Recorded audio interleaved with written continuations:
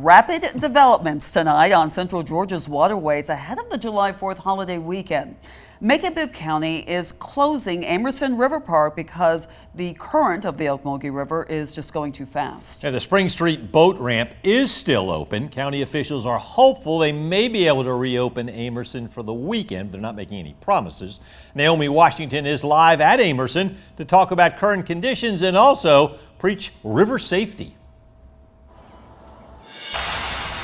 Hey, Frank, Lori, it's important that people pay attention to these river close signs because while the water speed might not look that fast to the eyes, it is. I spoke to a river expert and to a Macon dad who says he and his family are waiting a little longer to get their feet wet.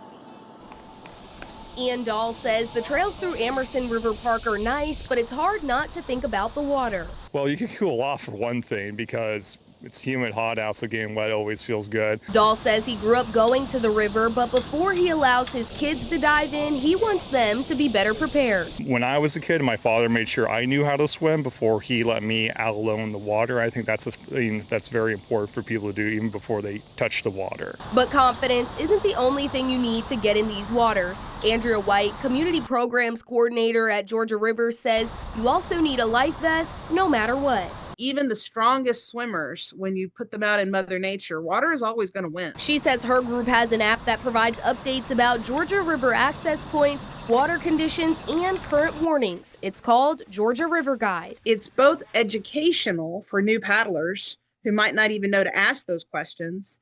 It's interactive because when the warning pops up, it's a big yellow box or a big red box. You're not going to miss it. Another sign you don't want to miss. After a rainstorm, if you're seeing the water brown, that's probably not a good sign. In the app, if we've got the E. coli gauge on that river, that'll tell you whether or not there's too much bacteria in the water to be considered safe. And that'll give you a big yellow warning or a big pink warning. Keep these free resources handy and trust any river closing signs you see. And if there's unusual water conditions, I'm not sure if I want to go out there just yet. And I've been kept up to date on the swimming conditions, and since I don't know, I'm not going to go swimming.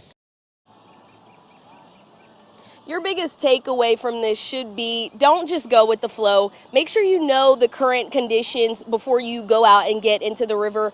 Also, don't ever go out on the water alone. Now, White also said if you're a confident swimmer, you should still have that life vest on because, like she said, the water force will always win. Have a safe weekend, Central Georgia. Reporting live in Macon, Naomi Washington, 13 WMAZ News. All right, Naomi, thanks very much. Now, if the water levels and the water current slows down over the next couple of days, the county says they will be able to reopen park access, but that's going to be a day-to-day thing.